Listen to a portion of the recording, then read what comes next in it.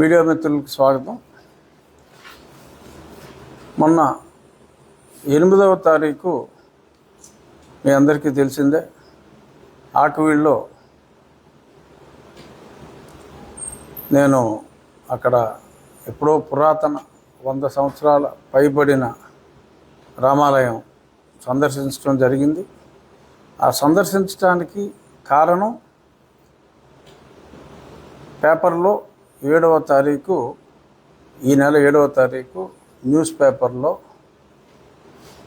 రామాలయం వార్త సాక్షి వైఎస్ఆర్ కాంగ్రెస్ పార్టీకి చెందిన పత్రిక అయిన సాక్షిలో రఘుకుల తిలక రారా అని పాటలు పాడుకుంటారు, కానీ రాముణ్ణి కాపాడుకోవటానికి రఘురాముడు ఏడి అనే విధంగా ఒక పెద్ద శీర్షికే అక్కడున్న ఆ దేవాలయం ఫోటోలు, రాముని కొంచెం దెబ్బతిన్న సీతారామ లక్ష్మణ ఆంజనేయ స్వామి విగ్రహాలు అన్నీ కూడా అక్కడ చూపెట్టడం జరిగింది.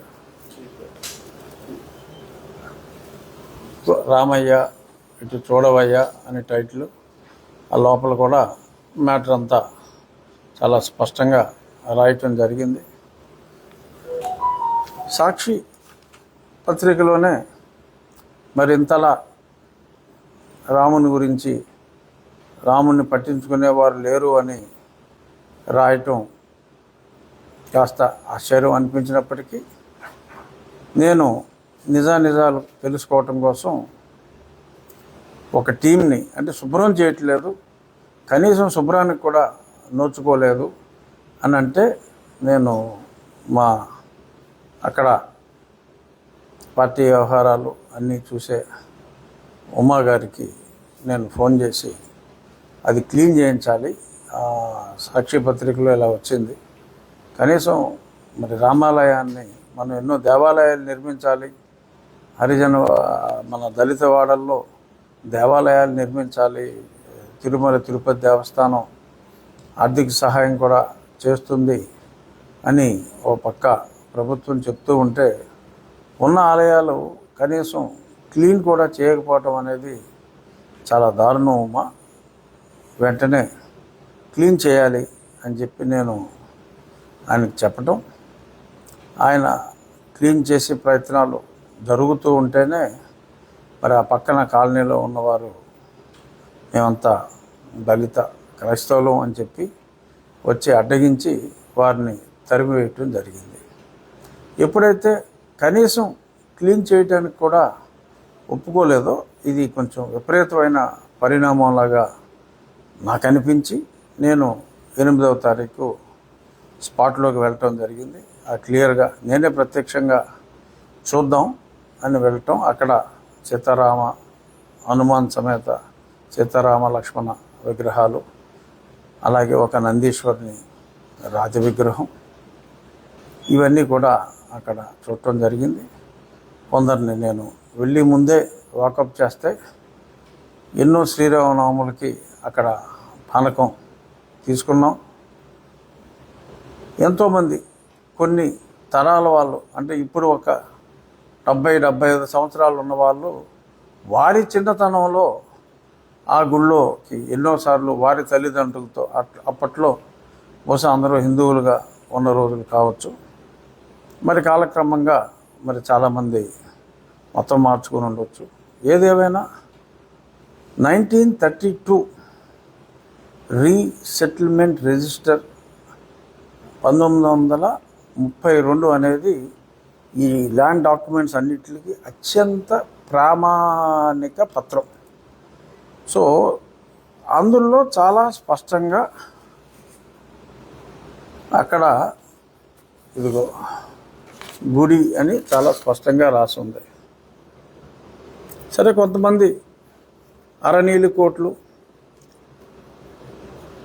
అంటే కోట్లు అంటే కోట్ల నెంబర్ కాదు, కోటు వేసుకునేవాడు అని, నీలి రంగు అరకోట వేసుకుని నోటుకొచ్చినట్టు మాట్లాడుతున్నారు. అరనీలి కోటు మరి అది హిందువుల గుడి, ఏదో సమ్ దేవత అని ఏదో చెప్పినట్టుగా నాకు ఎవరో చెప్పారు. సో నీలి చిత్రాలు నేను పెద్దగా మరి నీలిరంగు కోటు వీడియోలు నేను చూడను, ఎవరో చెప్పారు. గతంలో చూసా, ఇంకా తర్వాత చూడటం మానేశాను. ఆ నీలి కోటు చెప్పిన దాంట్లో ఎవరో దేవత గుడి అన్నట్టుగా చెప్పారు. అతను అలా అన్నాడని. ఏదైనా గుడి అంటే చర్చ్ కాదు, గుడి అంటే గుడే. సో అక్కడ విగ్రహాలు ఉన్నది, రాముల వారి పురాతన విగ్రహాలు ఉన్నాయి,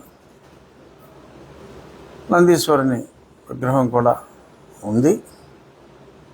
సో అక్కడ దేవాలయ పునర్నిర్మాణం జరగాలి అని చెప్పి ఆ ప్రాంతంలోనే ఉన్న రామభక్తులు కోరుకున్నారు.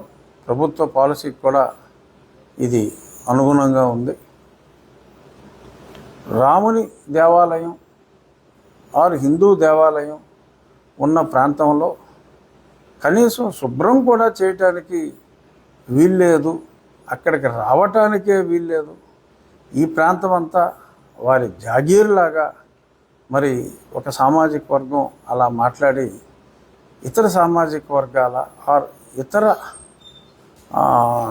మతానుచారాలు పాటించే వారి మనోభావాలు దారుణంగా దెబ్బతీసేలా మరి ఈ రకంగా మాట్లాడటం అనేది అది ఎట్టి పరిస్థితుల్లో సమంజసం కాదు. మరి మీరు చూసుకుంటే ఆంధ్రదేశంలో సుమారు మన ఒక స్టాటిస్టిక్స్ కూడా వచ్చినాయి. ప్రభుత్వ అనుమతితో నిర్మించిన చర్చిలు కేవలం 6,000, అనుమతి లేకుండా ఉన్న క్రీస్తు ప్రార్థనాలయాలు సుమారు 30,000 పైచిలు. సరే, నేను ఆ వాదనలోకి వెళ్ళాల. ఇప్పుడు ఆ పర్మిషన్ లేనివి ఏం చేయాలి? మరి చుట్టూ హిందువులు నివసిస్తున్న ఆ ప్రాంతాల్లో గృహం అని చెప్పి ఇంటికి పర్మిషన్ తీసుకుని మరి అక్కడ సడన్గా మైకులతో మొదలుపెట్టి మరి మత వ్యాప్తి చేస్తున్న వారి గురించి నేను మాట్లాడదలుచుకోలేదు. కానీ ఇలా ఉన్న దేవాలయాన్ని పరిశుభ్రం చేయటానికే వీలు లేదు అని చెప్పి మరి ఆ రకంగా వెర్రితలలో వేసే విధంగా పరిణమిస్తే నేను డెఫినెట్గా నోరు మూసు కూర్చొని ఉండొచ్చు. కానీ ఆ ప్రాంతాల్లో అనుమతి లేకుండా హిందువుల నివాస ప్రాంతాల్లో చాలా చోట్ల దేవాలయాల అనుమతితో నిర్మించిన దేవాలయాల పక్కన అనుమతులు లేకుండా ఉన్న ఈ చర్చిల ఉనికిని నా నోరు మూసుకుని నేను ఉండొచ్చు. నీలి కోట్లను చూసి భయపడిపోయి నేను నోరు మూసుకుని ఉంటే ఉండొచ్చు. అరనీలి టోటల్ నీలి కోట్లు చూసి అంటే వాళ్ళు ఊహించుకుంటూ ఉంటారు కదా నేను భయపడిపోతానని. నిజంగానే భయపడిపోయాం అనుకుందాం ఫర్ సపోజ్. కానీ ప్రజలు అందరూ ఈ అరకోటికి ఫుల్ కోటికి భయపడరు కదా, మరి వాళ్ళ రియాక్షన్ ఉండొచ్చు కదా. సో ఇలా ఇతరుల మనోభావాల్ని దెబ్బతీయటం అనేది సమంజసం కాదు అని చెప్పి నేను తెలియచేస్తూ, ఇప్పుడు ఆకువీడు ఉండి నియోజకవర్గం సస్పెన్షన్లో ఉన్నాడు. ఏంటి సంబంధం? క్రైస్తవుల సమస్య. అతను క్రైస్తవుడు కాదు అంటున్నాడు. క్రైస్తవులు కాని వాడికి సమస్య ఏంటి? ఎందుకంటే వాళ్ళు వీడియోలో చెప్పారు కదా, మేమందరము క్రైస్తవులము, ఎచ్చడ హిందువు లేడు అని చెప్పారు కదా. మరి చెప్పినప్పుడు మరి అతను సరే, ఎనీహో అతని గురించి మనకి అనవసరం. నేను చెప్పేది ఏంటంటే, ఈ సంఘటన జరిగిన తర్వాత నేను టీటీడీ సహకారంతో నిర్మిస్తాం, అని చెప్పిన తర్వాత నాకు 100 మందికి పైగా ఫోన్లు చేశారు, కొన్ని వేల మెసేజ్లు వచ్చినాయి. సోషల్ మీడియాలో కామెంట్స్ రూపంలో అయితే కనీసం 1,00,000 కామెంట్స్ ఉంటాయి. 5,000, 10,000 వ్యూస్ ఉన్న ఛానల్లో కూడా ఈ వార్త లక్షల్లో, 6 లక్షలు, 7 లక్షలు, 8 లక్షలు, 2,000, 3,000 కామెంట్స్ ఈ రూపంలో ఎవరైనా చదువుకోవచ్చు. అది నెట్లోనే ఉన్నాయి. మీరు మన భక్తుల సహకారంతోనే అయోధ్యలో రామ మందిరం నిర్మించినట్టుగానే ఇక్కడ ప్రభుత్వ సహాయం లేకుండా భక్తుల వితరణతోనే ఆ దేవాలయం నిర్మిస్తే బాగుంటుంది రాజుగారు అని చెప్పి ఎంతోమంది నాకు చెప్పారు. నేను కూడా అనుకున్నది ఏంటంటే, రాముని ఆరాధించే హిందూ ధార్మిక సంస్థలని ఇన్ఛార్జిగా, అంటే వారి నేతృత్వంలో, వారి సారథ్యంలో ప్రముఖ శిల్పి, తిరుమల తిరుపతి దేవస్థానంలో ముఖ్య స్థపతిగా, అలాగే శిల్పారామం చీఫ్ ఎగ్జిక్యూటివ్గా ఎన్నో సంవత్సరాలు పనిచేసిన శివనాగిరెడ్డి గారు, శిల్పశాస్త్రం మీద ఆయన ఆర్కియాలజిస్టు, శిల్పశాస్త్రం మీద ఎన్నో పుస్తకాలు రచించిన వ్యక్తి, ఎన్నో దేవాలయాలు, కొన్ని వందల దేవాలయాలు నిర్మించిన వాస్తుశిల్పి, స్థపతి.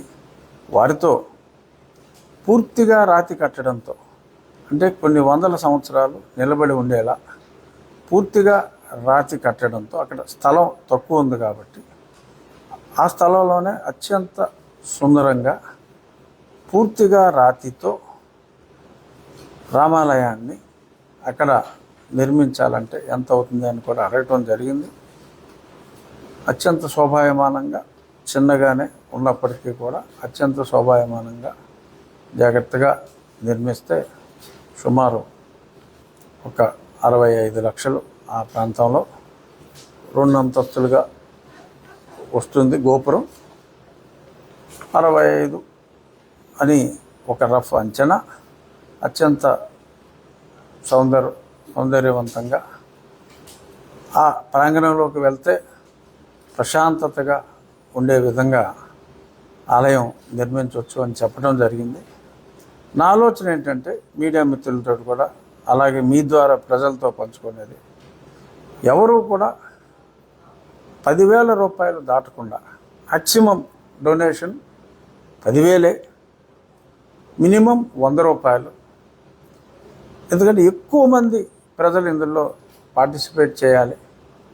అది మన ఉండి ప్రాంతం వారే కాదు, ఆంధ్రప్రదేశ్ ఆరు తెలుగు రాష్ట్రాలు ఆరు రాముని ఆరాధించేవారు ఎవరైనా కూడా 100 రూపాయలు వారి వంతు కాంట్రిబ్యూషన్గా ఇస్తే హిందూ ధార్మిక సంస్థల, అంటే అయోధ్యలో రామ మందిరం ప్రభుత్వ సహకారం లేకుండా కేవలం భక్తుల సహకారంతో నిర్మించారు. ఎప్పుడైతే ఆ అనౌన్స్మెంట్ వచ్చిందో, ఆ అనౌన్స్మెంట్ వచ్చినప్పటికీ 10 నెలలు సమయం నేను పార్లమెంటు సభ్యుడిగా గడిచింది. అప్పట్లో ఆ 10 నెలల జీతం నేను నా అకౌంట్లోనే ఉండి ఉన్నందువల్ల నేను మొట్టమొదటి 10 నెలల జీతం అయోధ్య రామ మందిరానికి నేను చెక్ రూపంలో అప్పట్లో పంపించడం జరిగింది. ఇక్కడ ఆకివీడులో ఈ రామ మందిర నిర్మాణానికి కూడా నేను నా వంతు వ్యక్తిగతంగా నా వంతు సహకారం నేను అందిస్తాను. ఎంత ఖర్చు ఎక్కువైనా కూడా ఈ భక్తుల సహకారంలో ఎంత గ్యాప్ ఉంటే అంత గ్యాప్ కూడా నేను ఫిల్ చేస్తాను. గ్యాప్ ఉండే అవకాశం లేదు, ఎందుకంటే నాకు అంతమంది ఫోన్లు చేయటం జరిగింది. సో ఎటువంటి ప్రభుత్వ సహకారం లేకుండా ఆ దేవాలయ స్థలంలో దేవుని ఆరాధించే, రాముని ఆరాధించే రామతత్వాన్ని గౌరవించే భక్తుల సహకారంతో ఆ ఆలయం నిర్మించాలి అని నా భావన. భద్రాచలంలో రామాలయం నిర్మించిన కంచర్ల గోపన్న రామదాసు కూడా చాలా కష్టాలు వచ్చినాయి. అలాగే రాజకీయంగా మరి కొన్ని ఇబ్బందులు వస్తే రావచ్చు. సంకల్పం మంచిది. ఈ శ్రీరామనవమి నాటికి నేను రాబోయే 1-2 రోజుల్లో ఆ హిందూ ధార్మిక సంస్థలు ఎవరైతే రామతత్వాన్ని బోధిస్తున్నారో ఆ రామతత్వాన్ని బోధించే, రాముని ఆరాధించే ఆర్గనైజేషన్స్తో మాట్లాడి వారి బ్యాంక్ అకౌంట్ కూడా వారి నేతృత్వంలోనే ఉండేలాగా అంతా పారదర్శకంగా వారి నాయకత్వంలో స్థపతి డిజైన్లన్నీ కూడా స్థపతి గారి నేతృత్వంలో డిజైన్లన్నీ ఫైనలైజ్ చేసి ఆ దేవాలయం సాధ్యమైనంత తొందరగా నిర్మించాలనేది, వచ్చే శ్రీరామనవమి నాటికి పూర్తి చేయాలి అనేది కోరిక. ఖచ్చితంగా నా విన్నపం కూడా అక్కడున్న నిన్న మొన్న గొడవ చేసిన మేమందరం క్రిస్టియన్సే అని గొడవ చేసిన వారికి కూడా నా వినతి ఏమిటంటే, అక్కడ నేను వెరిఫై చేశా, మరి సెన్సస్ ప్రకారం అతి తక్కువ మంది క్రిస్టియన్స్ ఉన్నారు. ఇన్ రియాలిటీ చర్చికి వెళ్ళటం కానీ, వారి మరణానంతర కార్యక్రమాల నిర్వహణలో ఫాలో అయ్యే రిచువల్స్ కానీ ఇవన్నీ చూస్తే చాలా ఎక్కువ శాతం క్రిస్టియన్లు ఉన్నట్టుగా తెలిసింది. కానీ అది మనం నమ్మలేం, ఎందుకంటే వారి సర్టిఫికెట్సే మనకి ప్రామాణికం కాబట్టి. ఆ సర్టిఫికెట్స్లో మరి మెజారిటీ పర్సంటేజ్ హిందువులే ఉన్నారు కాబట్టి, సరే వారు హిందువులా క్రైస్తవులా అన్నది 5 నిమిషాలు పక్కన పెడితే, అక్కడ ఇంకా ఇతర కులాల వారు కూడా దానికి 100 మీటర్ల పరిధిలోనే ఇతర సామాజిక వర్గాల వారు కూడా ఉన్నారు. ఒక దేవాలయం అంటే ఇప్పుడు కాలకూరులో మన గుడి ఉందంటే అది కాలకూరులకు కాదు, రాష్ట్రం అంతా కూడా అక్కడికి వస్తూ ఉంటారు. మావుళ్ళమ్మ గుడి అంటే భీమవరం వల్లే కాదు, రాష్ట్రం అంతా కూడా ఆ గుడికి వస్తూ ఉంటారు. అలాగా ఇది ఏదో ఒక కాలనీకో ఒక 10 కుటుంబాలకో సంబంధించింది కాదు. రాముడు ప్రజల ఆస్తి.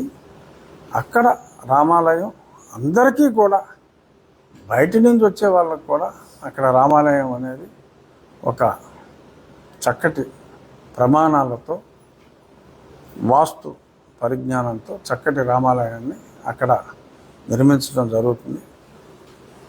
వీరు కూడా సహకరించాలి అని చెప్పి కోరుకుంటున్నా. అన్ని మతాల వారు చక్కగా సామరస్యంగా కలిసి ఉండాలి. క్రిస్టియానిటీ, అన్ని మతాలు కూడా ఫైనల్గా చెప్పేది ఒకటే, బట్ ఎవరి దారులు వారివి. నీ దారిలోకి నేను అడ్డు రాను, వీరి దారిలోకి మీరు అడ్డు రావద్దు. అన్ని మతాలు పక్కనే ఆల్రెడీ చర్చ్ కట్టారు, ఉన్నామండి. రామాలయం ఉంది, రామాలయంలో చక్కటి రామాలయం నిర్మాణానికి సహకరించండి. మీరు చర్చ్ కడితే మీ చర్చ్ నిర్మాణానికి కూడా మేమందరం కూడా సహకరిస్తాం. ఇక మొన్న ఏదో ఒక ఇందులోనే వేశారు, అంటే ఎవడో మాట్లాడాడు, some Christian all India Christian organisation వారు, నేనేదో 23 చర్చిలు కొట్టేశానని, 3 మసీదులు కొట్టేశానని. మీ అందరికీ తెలుసు విలేకరులు. మొన్న ఇక్కడ బ్రిడ్జ్ కట్టేటప్పుడు ఎప్పటి నుంచో పెండింగ్లో ఉన్న కోపెల్ల బ్రిడ్జ్కి, మరి ఆ కోపెల్ల బ్రిడ్జ్ ఆ పక్కన కాలువ డైవర్ట్ చేయకుండా మనం బ్రిడ్జ్ కట్టడం కుదరదు కాబట్టి, కాలువ డైవర్షన్కి కాలువ పక్కనే ఉన్న స్థలంలో గతంలో ఒక చర్చ్ కట్టేసి ఉంటే చర్చ్ నిర్వాహకులతో మాట్లాడి, అదే జక్కరం గ్రామంలో ఇంకొక నా స్నేహితుని సహకారంతో 12 లక్షల రూపాయలు ఇప్పుడున్న చర్చ్ కన్నా ఇంకో 20% ఎక్కువ చదరపు అడుగులు వచ్చే విధంగా చర్చ్ కట్టవచ్చు అంటే అది ఒక చిన్న చర్చ్ ఉంటే వారిని ఒప్పించి ఆ అమౌంట్ కన్ఫర్మేషన్ ఇచ్చి ఈ చర్చిని వారి చేతుల మీదుగానే నిర్మూలించడం జరిగింది. వారే తీసుకున్నారు. ఇంకా ఒక 2 అతి చిన్న పేరుకి చర్చ్ కానీ కొన్ని 2 షెడ్లు కాలువ మీద కర్రలేసేసి ఆ కాలువ మీదే చర్చ్ లాంటి నిర్మాణం జరిగినప్పుడు వాటిని కొన్ని వందల గృహాలు కూడా మరి ప్రజలకి తాగునీరు సాగునీరు అందాలి అంటే కాలువల పూడిక కరెక్ట్ కాదు కాబట్టి ప్రజలందరి సహకారంతోనే ఒక 2-3 మినీ చర్చి లాంటి నిర్మాణాలని ఇతర ఇళ్ళలాగానే తొలగించడం జరిగింది. సో ఆ 3 చర్చిల్ని 23 చర్చిలు చేశారు వారు. మసీద్ అనేది అసలు ఎక్కడా కూడా వారు ఈ రకంగా అక్రమ నిర్మాణాలు చేయలేదు. ఉండిలో ఒక మసీదు పక్కన కాలువ గట్టుంటే ఆ రోడ్లు ట్రాఫిక్ ఎక్కువైంది. ఆ రోడ్ని మళ్ళీ మా మట్టి రోడ్డు మీద సీసీ రోడ్డు చేయాలి అని చెప్పి ఆ మసీదు పెద్దల్ని మాట్లాడి, మీకు ఈ పక్క రోడ్ని మీరు వాడుకుంటున్నారు, వెనకాల స్థలం ఉంది, వెనకాల మీకు 3 సెంట్లు స్థలం మీకు వాడుకోవడానికి అనుమతిస్తాం, ఇక్కడ ఈ రోడ్డు వేసుకుంటే మీ మసీదుకి రావడానికి కూడా ఆ వెనక రోడ్డు నుంచి షార్ట్కట్లో రావచ్చు, అన్ని విధాలా ఉపయోగపడుతుంది అని అంటే వాళ్ళు ఎంతో సంతోషంగా ఇలా చేస్తే చాలా బాగుంటుంది అని చెప్పి వారంతటి వారే ఒక చిన్న షెడ్డు లాంటిది వారే తీసివేసి ఆ సీసీ రోడ్డు అక్కడ వేయటం జరిగింది. ఆ ముస్లిం సోదరులు కూడా ఎంతో సంతోషం వెలిబుచ్చి నన్ను అక్కడికి పిలిచి నాకు సన్మానం కూడా చేశారు ఆ మసీద్ దగ్గర. ఆ ఫొటోస్ కూడా ఉన్నాయి. మరి అంత అన్యోన్యంగా ముస్లిం సోదరులతో ఉన్నాం. క్రిస్టియన్ సోదరులతో కూడా విభేదాలు ఏమీ లేవు. వారిని కన్విన్స్ చేసి ఆ చక్రం ఉంది, మీరు కూడా విలేకరులు వెళ్ళి కనుక్కోవచ్చు. ఈ రకంగా నేను చేస్తూ ఉంటే రాజకీయం చేయడం కోసం సస్పెండ్ అయిన అధికారులు కొందరు ఇక్కడ ఉన్న వీళ్ళతో కలిసిపోయి, ఎవరో ఇస్మాయిల్ అని ఒక అతను తరచుగా గొడవ చేస్తున్నాడంట, వీళ్ళతో కలిసిపోయి ఎక్స్టర్నల్ శక్తులు ఇక్కడ ప్రవేశించి జనాల్లో లేనిపోని కలతలు సృష్టించి ఆ కలతకేదో నేను కారణమైనట్టుగా నేను తీసుకుంటున్న ఈ ప్రో రామా స్టాండ్ వలన అరకోటుకున్న ఒకళ్ళిద్దరు కార్యకర్తలు బహుశా వాళ్ళేదో గతంలో మా కూటమికి ఓట్లు వేసినట్టు ఇప్పుడు ఆ 1-6 ఓట్లు వెయ్యమని చెప్పి బెదిరిస్తున్నట్టు మాట్లాడుతున్నట్టుగా అర్థమైంది. అర్థమైన వాళ్ళు 99% ఉన్నారు. అర్థం చేసుకున్న వాళ్ళు 1-6% ఉన్నా దానికి ఇటువంటి వాళ్ళ ట్రాప్లో పడితే మనం చేయగలిగేది ఏమీ లేదు. విజ్ఞత కలిగిన ప్రజలు ఏ మతం వారైనా సరే పారదర్శకంగా వ్యవహరిస్తున్న నా తీరుని ఇక్కడికి వచ్చి ప్రత్యక్షంగా మీరు తెలుసుకోండి తప్ప అరనీలి కోటు పూర్తి నీలి కోటు పేలే అవాకులు చవాకులు నా నియోజకవర్గం వరకు వచ్చి ఇక్కడ జరిగిన అభివృద్ధి ఏమిటి, ప్రజల అభిప్రాయం ఏమిటి, ఎవరో ఒకళ్ళిద్దరూ వాళ్ళ దగ్గర పేమెంట్లు తీసుకుని మాట్లాడే వాళ్ళ గురించి మాట్లాడే స్థాయి కూడా నాది కాదు. సో నేను అత్యున్నత రాజ్యాంగ పదవిలో ముఖ్యమంత్రి చంద్రబాబు నాయుడు గారు నన్ను నియమించారు కనుక ఇంతకు మించి నేను నా స్థాయికి తగ్గి వేరే వ్యక్తుల గురించి నేను మాట్లాడకూడదు. జస్ట్ ఒక హింట్ ఇచ్చాను, ఈ కుట్రలో మీరెవరో భాగం కావద్దు. ఎక్స్టర్నల్ ఫోర్సెస్ ఇక్కడ కుట్ర పన్నుతున్నాయి. అక్కడ ప్రజల సహకారంతో అత్యంత సుందరంగా పూర్తిగా రాతి కట్టడంతో చక్కటి రామాలయం, అంటే అయోధ్యలో నిర్మించింది పెద్ద రామాలయం, ఇక్కడ ఒక చిన్న రామాలయం 65 లక్షల రూపాయల సుమారు ఖర్చుతో ప్రజల సహకారంతో ఆకివీడులోనే అదే ప్రాంగణంలో నిర్మిస్తాం. దానికి మరొక్కసారి అక్కడున్న ప్రజలు, వారు క్రైస్తవులు కావచ్చు, హిందువులు కావచ్చు, ఏ కులం వారైనా కావచ్చు, అందరి సహకారం కూడా ఉంటే బాగుంటుంది అని తెలియజేస్తూ వచ్చే శ్రీరామనవమి నాటికి అక్కడ రామాలయంలో తప్పకుండా మనం ప్రార్థనలు చేయగలము అని చెప్పి ఆశిస్తున్నా. ఏమన్నా ప్రశ్నలు ఉంటే అడగండి. ఈ ఆర్ఎస్ఆర్ చూపెట్టాను క్లియర్గా. ఇగో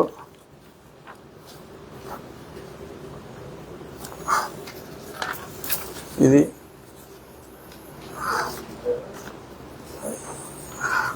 చెయ్యి సరిగ్గా పనిచేయట్లా. నంది బొమ్మ ఉందా? ఇక్కడ ఉందా? ఇందులో లేదు, ఇంకో దాంట్లో ఉంది.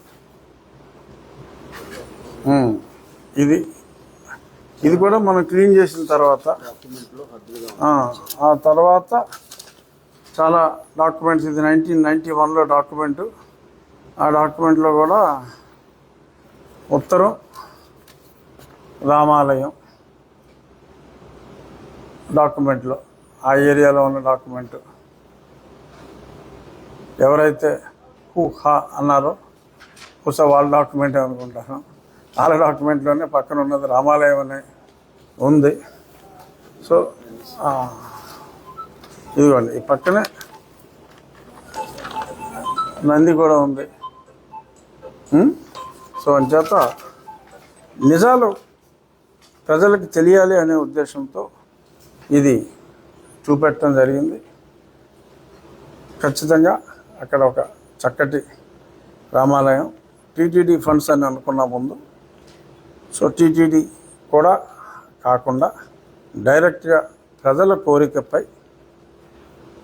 ప్రజల సహకారంతోనే ఎక్కువ మంది ఇందులో పాలు పంచుకునేలాగా, అంటే భక్తులు ఎక్కువ మంది పాలు పంచుకునేలాగా ఈ మందిర నిర్మాణం జరుగుతుంది. మత సామరస్యం వెళ్ళి విరియాలి అనేది నా ఆకాంక్ష. సో అంచేత హిందువులు, మేము క్రైస్తవులు ఉన్న దగ్గర హిందూ దేవాలయం ఉన్నది తొడవటం కానీ కొత్తది కడతం కానీ అనే వివాదాన్ని రేకెత్తించి ఎంతోమంది హిందువుల మధ్యనున్న చర్చల్ని వివాదంలోకి దయచేసి లాగవద్దు అని చెప్పి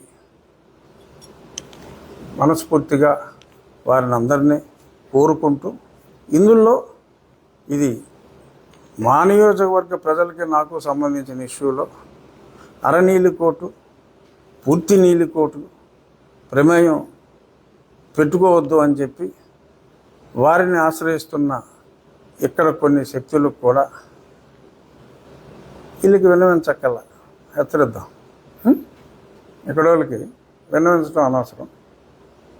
ఆ 1-6 శక్తులకి హెచ్చరిద్దాం, వాళ్ళ ట్రాప్లో పడొద్దు అని. హెచ్చరిక అంటే హెచ్చరిక, వాళ్ళ ట్రాప్లో పడొద్దు అని అంటే ఇక్కడ గోతులు ఉన్నాయి, ప్రమాదం అని హెచ్చరిక అని పెడతారు కదా, అటువంటి హెచ్చరిక ద్వారా వారికి తెలియచేద్దాం. ఓకే.